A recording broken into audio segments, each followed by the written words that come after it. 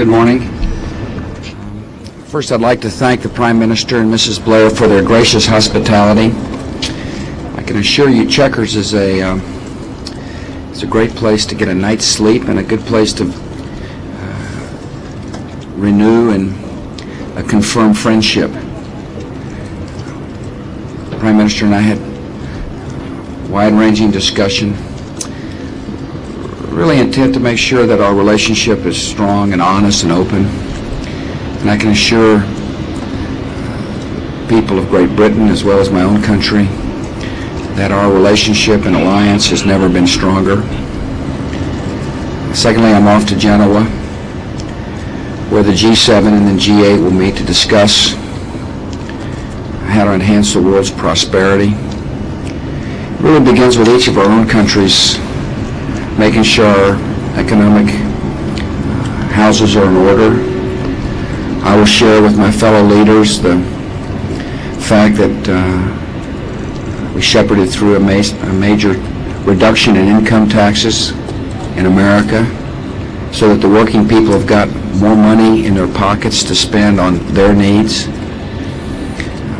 We'll also share the fact that our Federal Reserve is conscious of the need to make sure that the interest rates are such that we have economic vitality. As well, we will discuss ways to make sure countries less fortunate than ours will be able to sustain economic growth. It's imperative that we have a new round of global trade talks to make sure that all nations in the world have got opportunity within their lands. There are some who will try to disrupt the meetings, claiming they represent the poor. To those folks, I say, instead of embracing policies that represent the poor, you embrace policies that lock poor people into poverty. And that's unacceptable to the United States. Trade has been the best avenue for economic growth for all countries.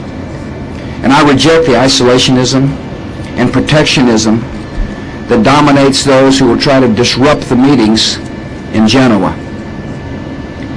And finally, on the home front, I'm pleased that the United States Congress easily passed a faith-based initiative sponsored by J.C. Watts of Oklahoma and Tony Hall of Ohio. It's an initiative that puts our federal government squarely on the side of faith-based and community-based programs, all of which exist to help a neighbor in need. The debate has been long and arduous, and now the Congress is beginning to act.